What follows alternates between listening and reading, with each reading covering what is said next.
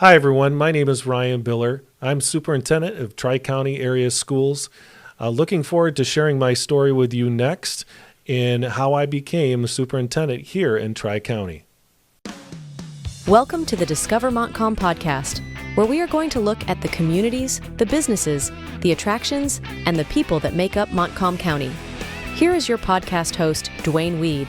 Hello, and welcome to this edition of the Discover Montcalm Podcast. My name's Dwayne, your host and producer. I say it every week. We're well over 140 episodes at this point, and I just want to thank you for tuning in. Thank you for kind of offering to be part of the podcast and sharing your story. You can find us on Instagram, Facebook, and YouTube, as well as iHeart, Pandora, and Apple. Go to discovermontcalmpodcast.com. Check out all the episodes. Today, as you heard at the very beginning, I have Ryan Biller here. He's the superintendent of the Tri-County Area Schools. Welcome. Thank you, Dwayne. Glad to be here. Thank you so much for the invite. Well, I like to learn about what's going on around the area and to kind of get to know the people behind the position. The people behind the sign. Mm-hmm. So let's start with some easy questions. Sure. We're not in a big debate here, so don't worry about that. Give me a little history of Ryan. Where did you grow up?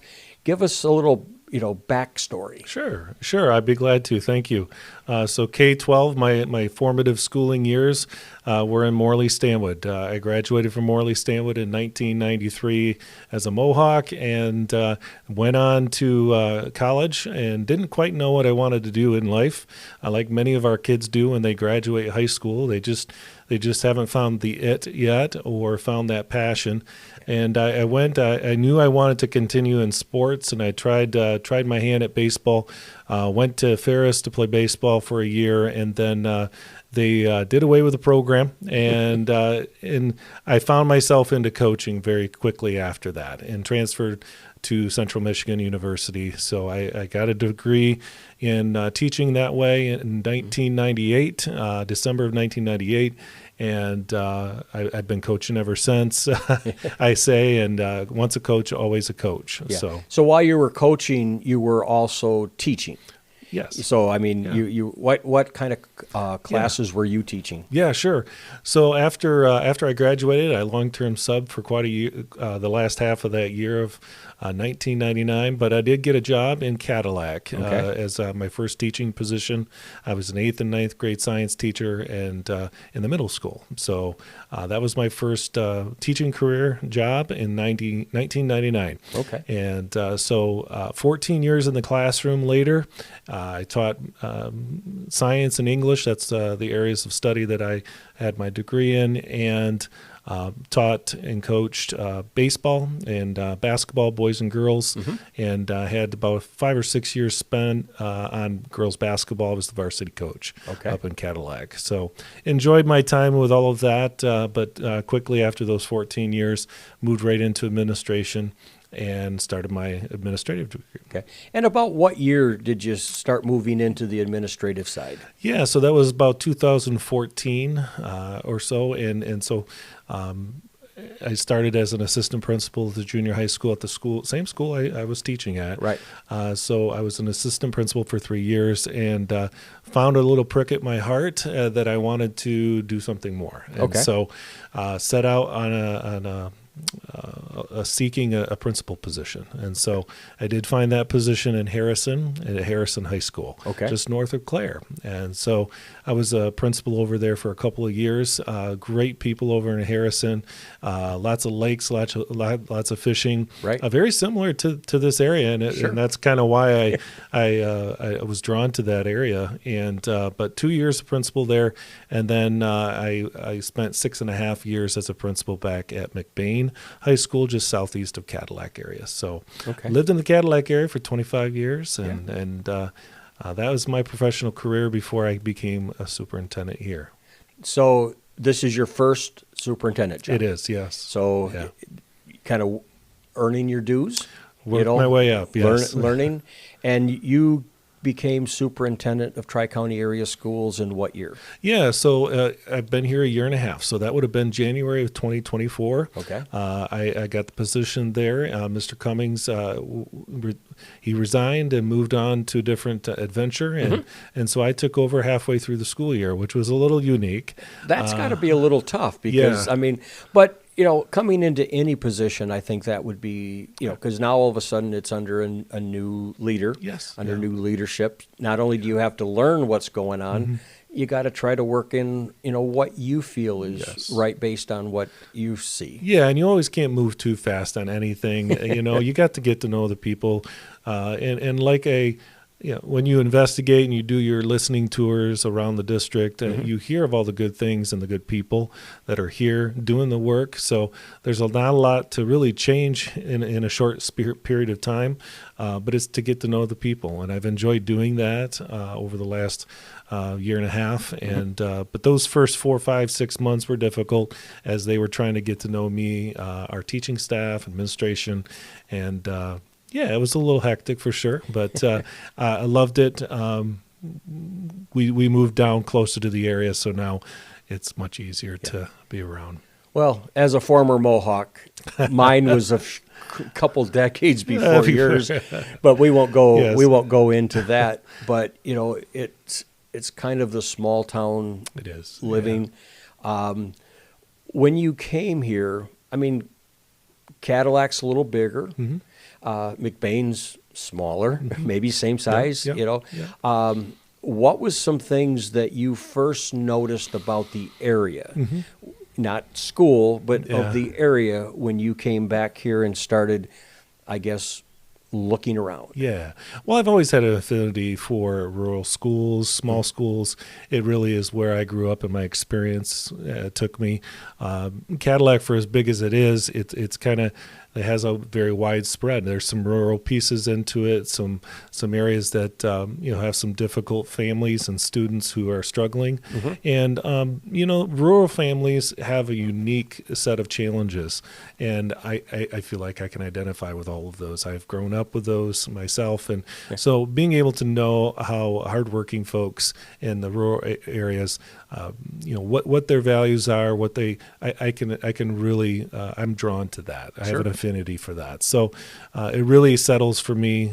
This area, very similar to McBain in a way with some of the farming, as well as just the rural agricultural feel to it. And boy, if anybody's ever been on our campus now, our new campus up there with it's just beautiful up there with the trees. So well, I learned something the other day. You talked about Cadillac.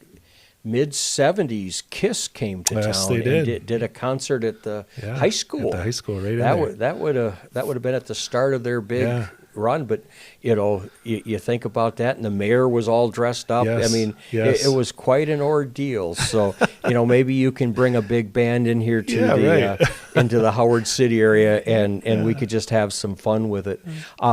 Let's now talk about the campus. You just brought that up. For those of you that don't really know about the area, I guess before we talk about the campus, let's talk about some history. Oh, yeah.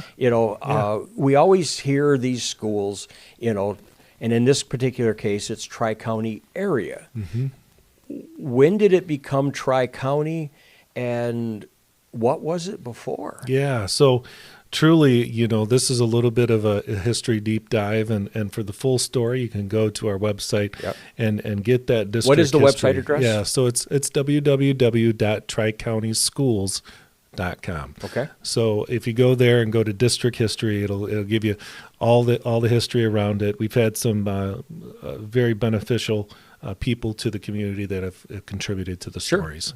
1963 was the first graduating class, but prior to that, the 1950s and 60s was a time where a lot of smaller districts were consolidating, and the state of Michigan was offering, to track people and be able to organize our student populations and groups a little better in order to service them. So during that time, so this the beginning of the 60s, 1961 started to talk about this, and currently we had at that time a Howard City High School in Howard City and a Sand Lake High School in Sand Lake. And so the two of those boards came together and put it before our voting booth, voters, and was able to recommend and have a vote, and it was overwhelmingly in the vote to consolidate services. And so teams that were competing against each other in one year were again on the same team the following, and they had quite success in their baseball programs and some of their athletic programs. Well, where you and I graduated, the same thing happened about that same time period when Stanwood and Morley came together and did the same thing. But you said that was kind of a state-pushed type of thing, so all of these smaller places in some cases were coming to combine together. Tri-county. Yes. Okay. 3 counties. 3 counties. What are they? Yes, they are 3 counties. So we have Howard City, obviously, that sits within Howard City and our Montcalm County, as well as Pearson and those area schools right along the old 131 corridor. And then Sand Lake is this little outlier that just barely sneaks into the northern part of Kent County. Right. And so we also have our school district lines, however, going into Newaygo. To the west. Yes. Yeah. So we have our Montcalm base, and then we have to the west of us our Newaygo County friends, eastern side of Newaygo County, and then Kent. So you got Kent, Newaygo, and Montcalm. Correct. Okay. I mean, just if we're talking history. Yeah. So, so that kind of ran for a long time. You had the Sand Lake Elementary. Yes. The McNaughton here up in Tri-County. Yep. And then you had at that time, the junior high and high school were in one building. And then later the high school. And you've got the old high school was the junior high. Yes. So now we've got it all on one campus. The elementaries are all together on one. Yes. Walk us through quickly how that happened. Yeah, the trick is for school districts to be efficient with their services, as well as being fiscally responsible with taxpayers' money. And in order to do that, there's a lot of advantages to having students on a similar campus or within the same area. Right. Number one, it's busing. A lot of our area families need their kids to be bused to school. Yep. And so with our ruralness, sometimes that distance is a little bit longer, right, than others. And so, but that's an essential thing to get those kids into school in order to have them every day to teach. For our, 2019 is when we finally passed upon a proposal. Our voters, it narrowly passed after a third time. Right. But thank goodness it did, because our new K building, our kindergarten through five, elementary building out on the hill just east of the expressway there, is still on the same campus. It sits right up on the hill behind the old high school, the middle school now there, as well as the high school complex. So K-12 is all right there on the same campus. It's a beautiful setting, and it's up to date, very wide open hallways, quiet setting for kids, multiple different ways for our staff to pull kids to work with them one-on-one in small groups, as well as in their classes. So 2019 is when that bond was passed, and we're finishing up with those funds right now on our athletic facility. And and then part of that as well, didn't you also add on to the high school as part of this bond? Yep. What did they add on to the high school? Yeah, so we fixed up some science classrooms downstairs, as well as extended into the servery, which would be the food service and the way that we run our lines there, and extended that into an area that we added on called a cafetorium. And so our seating, it's a multi-purpose room. It was really well designed in a sense that we use it for a lot of different things. and at different times. Okay. So during school days, it can be used to pull out seats in order to serve our kids breakfast or lunch. And then we can clean that up, move those away, and then pull out our stadium seating in the evening for musicals, for band concerts, for award ceremonies. Maybe we can get somebody else to come in there. I say that with a joke because Yeah. I think that's the 50th year? 40? Okay. 75 to now that it happened up in Cadillac. Yes, yeah. But, you never know. You never know, and it's Yeah. nice. One thing that I had said, and this is, everybody who lives here has their own opinion. Mm-hmm. And I remember, back in the 90s when I was part of the Panhandle Chamber before it went away in 2019, 18, and now we have a new Howard City area chamber. But I remember talking to the people back then saying, our school needs an auditorium. Our school needs someplace where they can feature concerts, plays, community events, things that they can come in and have that. I see it in other schools, Yep. and, it was kind of neat that it kind of happened. Yeah. Nobody asked me my opinion then, which is fine, but it was one of the things that I was like, this school needs that type of thing, and it finally came to fruition. Yeah. It is something of a feature now that all of our K-12 utilizes. It's not just, excuse me, it's not just our high school facility, but our younger kids will come down for musical programming with our music teacher this last year. Been to a couple of those. Those are greatly attended.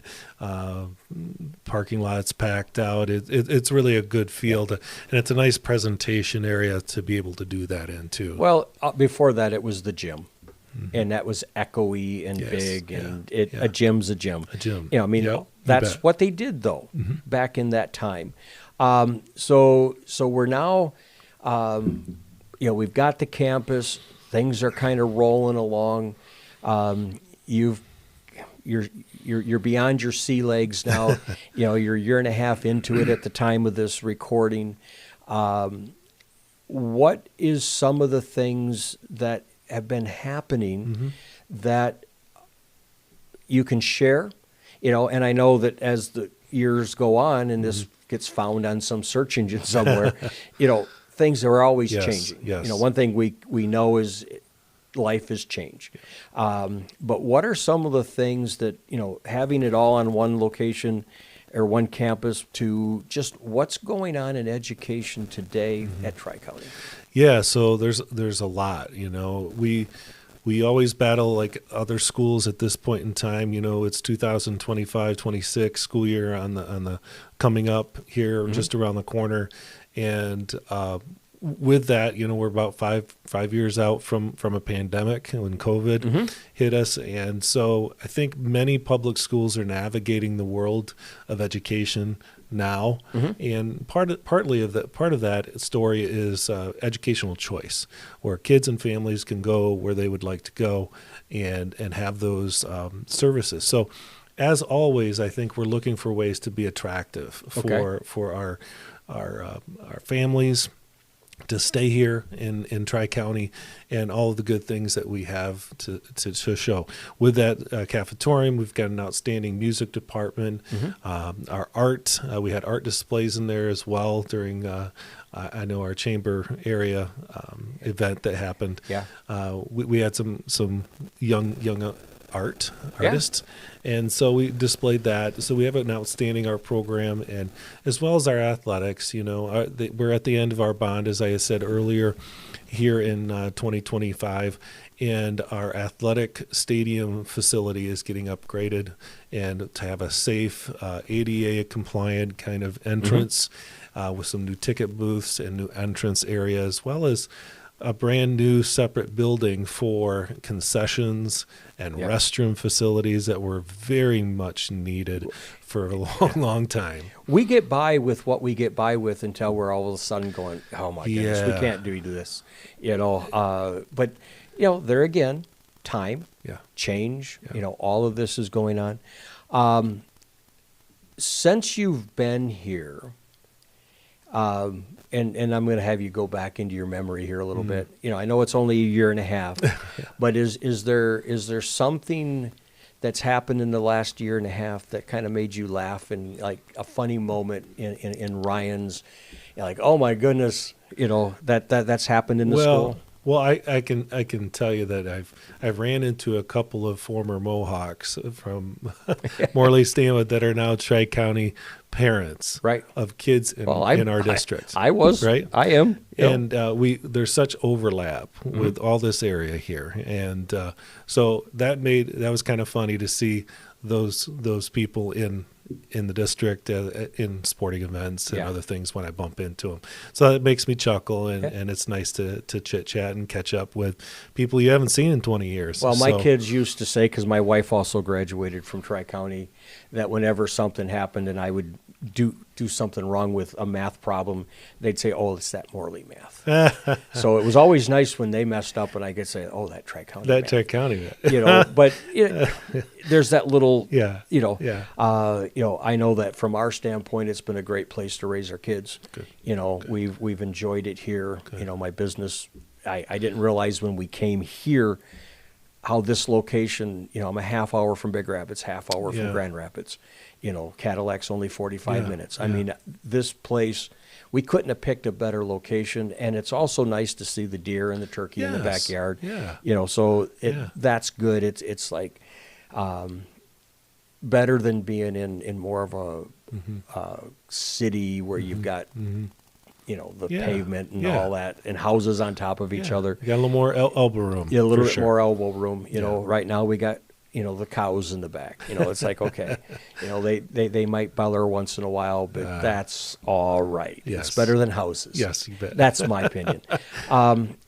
So as we're moving forward here, we're in 2025 right now, coming into the 25-26 school year. What are some things that are on the horizon from an admin and a school district-wide push of what's going to be happening from your level? Yeah, sure. So a couple of things there. Our board has made the decision to sell a couple of properties, and so we have sold our Sand Lake Elementary. We're waiting to close on that as of this date, but it should be any time. Can you tell us who or what, or don't they know?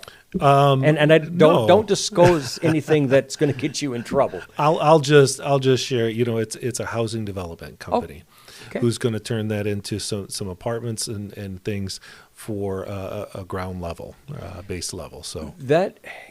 There's nothing wrong with that. And it's nice to see that it's just not going to get tore down or run down because it's not being used. Yep. So that's one of the properties. Yeah, they stressed that they wanted to utilize the bones of the building. So you won't be seeing a wrecking ball or anything out there, but I'm sure you'll be seeing some updates. Well, there'll be change. And change, yeah. And so much. I know I've talked to Molly Dorr and the president there in Sand Lake Village, and the village, we've talked to them, and there's been a stressor in terms of wanting to provide more housing in various types of housing. Right. And so there is some property on the other side that was also sold with Sand Lake, the building, the playground area to the west there, that they're looking at potentially putting up some single-family homes as well. So utilizing the space is what's needed right there in a close proximity to downtown and the wonderful Sand Lake Village park, and there's great hoops there and pickleball court I think I see out there now. But that's been a big transition for us, because now we're utilizing also the sale of a 40-acre property out here on Amy School in Dewey that we have sold to also a developer to create single-family homes as well in our district. So our board has elected to kind of push forward with those are just kind of sitting there. We don't quite know what to do with, but we want to make sure to give back to our community or the potential. And when we look at, we worked with the Century 21 Rockgate and Jackie Bissonette and Derek Dickerson out of Howard City there, and they were wonderful to work with. And they do assessments on what in the county or in the area that housing is needed. Oh, yes. And it is tremendously needed. Okay. So you've got that going on.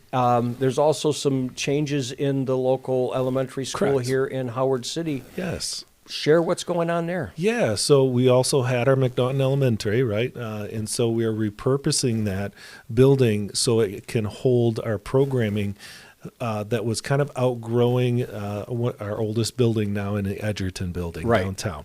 So we are taking our GSRP, our Great Start Readiness Program, preschool 4-year-old programming, as well as our paid 3-year-old programming, and even birth to 5, working with our ISD, working with the area's other services for birth to 5.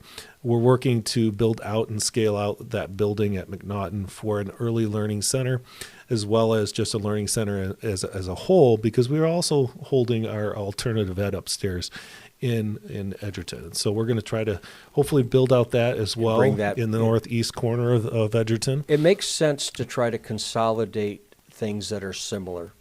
Yes. And again, repurposing a building instead of tearing it down. Yes. So I mean, we won't get into my opinion here, but it's nice to see that things are going to be utilized. Services are going to still be there, but now there'll be more in one area. Yeah. As we come to the conclusion, there's a couple questions that I like to ask. One of them is, in your opinion, Ryan, why should someone discover Montcalm County? Yeah. Well, just like you said, I think that if people like a little elbow room, they like a little bit of woods, the outdoor activities, fishing, recreational lakes and things, whitefish and whatnot. This is just a beautiful area to enjoy Michigan as what I have learned to know growing up.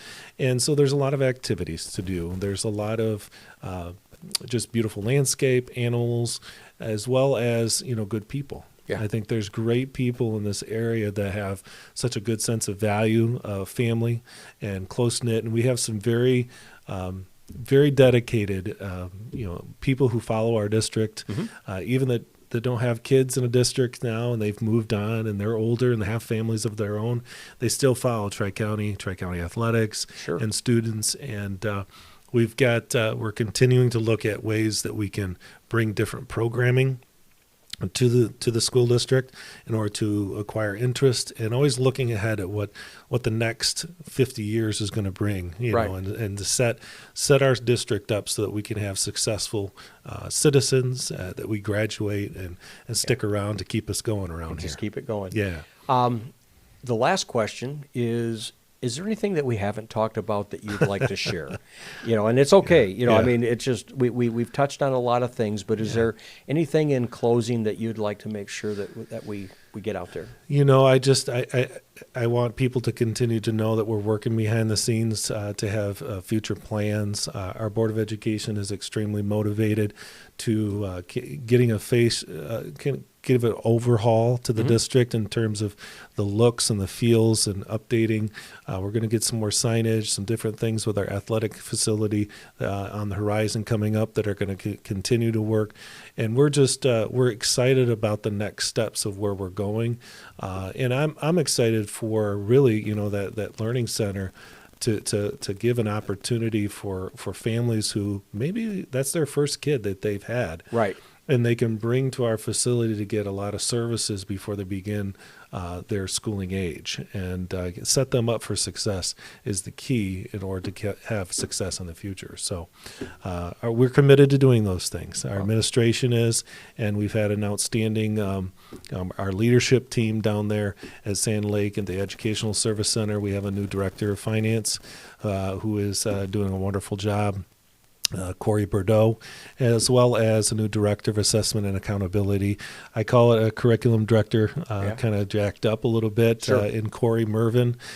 She's doing a wonderful job of setting us up for that, and as well as our I'm missing someone here. Yeah, Keith. okay. Keith Hutchins. I'm sorry. There's 4 of us on my team. Keith Hutchins, our director of special ed. So we've got people in place now that have systematically been here now for a little bit, but we're all new team here within the last year or so. So we're looking this year to do great things, and stay tuned. Yeah. Stay tuned. Yeah, it's an ongoing story. So Ryan, thank you so much for taking time out, coming in and share. Maybe in a year or so we can have you back and you can kind of give us an update. We won't have to dig into your story as much, but maybe just what's happening Absolutely. in the school district. Absolutely. Let's let people know what's going on. Yeah. Again, thank you for coming on. You're welcome. My name is Dwayne, the host and producer of the Discover Montcalm Podcast. Go to discovermontcalmpodcast.com. Follow us. Go to our socials on Instagram, Facebook, and YouTube. Follow us, subscribe, share our stuff, because there's a lot of stuff happening in Montcalm County. And right now, I'm just trying to fill it up with good content about community, businesses, and the people. On that note, remember to buy and shop locally. We would like to thank M1063, WGLM, FM, M1063.com. West Michigan Technology and Design Solutions is your local source for managed IT, websites design and hosting. Check them out at WMTDS.com. At Business Growth Engine, Stephen and his team support businesses through automation and streamlined processes. Go to BuilderGrowthEngine.com. DW Video transfers your home movies, slides, audio, and videotapes to digital.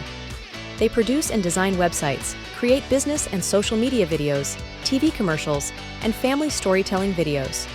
Visit dwvideo.com to learn more. Connect and follow the Discover Montcalm Podcast on Facebook, Instagram, and YouTube.